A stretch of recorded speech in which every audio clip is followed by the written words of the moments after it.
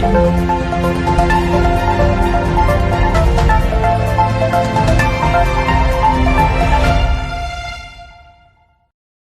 دیکھ رہے ہیں اردو گلوبل نیوز۔ خبر شامل کرتے ہیں ہڑپا ساہیوال سے آصف ندیم کی اس رپورٹ میں۔